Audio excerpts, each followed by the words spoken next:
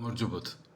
წმინდანებს უთქვიათ, თუ სწოდავ და არაფერი არ ხდება, ჭამ, სვავ, ერთობი, ღმერთი არ გახსოვს, მაგრამ მაინც კარგად ხარ. ფრთხილად იყავი, უფალს არ დაავიწყდეო. ამ ქვეყნიური სიმდიდრე, წარმატება, ეს ყოფილა დაცემული ანგელოზების დაცინვა ცოდვილი ადამიანისა. ცოდვილისა, ანუ დამნაშავესი, ღვთის წინაშე. რკინის ბორკილებზე ფერადი ბანტი რომ შეაბა, აი ასე. ყოველთვის, როცა რაღაც ზღაპრულ, გლამურულ ცხოვრებას ნახავთ, იცოდეთ, რომ მათ არ აქვთ მთავარი. ეს არის მადლი, სამება ღმერთის ენერგია. და რადგან მადლი არ აქვთ, ესე იგი არაფერი არ აქვთ. ზოგადად სიმდიდრის, ძალაუფლების, სიამოვნებების მიმართ მიდრეკილება ეს ამხელს, რომ ადამიანი მაინც და მაინც დიდი ანალიტიკური აზროვნებით არ გამოირჩევა. ფულს ითვლიან ხოლმე, მაგრამ თავისი ცხოვრების დღეები ვერ დაუთვლიათ. არადა აი ამითი შეიძლება დათვლა.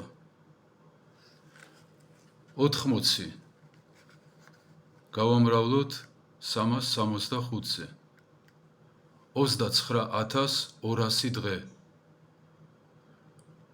თუ თქვენ 40 წლის ხართ, ესე იგი ამის ნახევარი.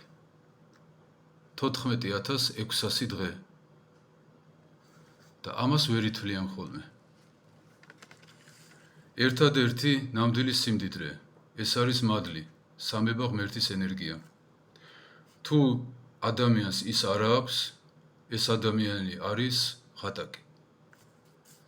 მიუხედავად იმისა, რამდენი ფერადი ქაღალდი აქვს, რამდენი ჭყრიალა ქვა და რამდენი უჟანგავი მეტალი. როცა ზვიგენი, კბილებ ალესილი უახლოვდება თავის მსხვერპლს, მხოლოდ სულელი იფიქრებს, რომ ზვიგენი მეგობრულია, კეთილგანწყობილია და სათამაშოდ მიცურდა.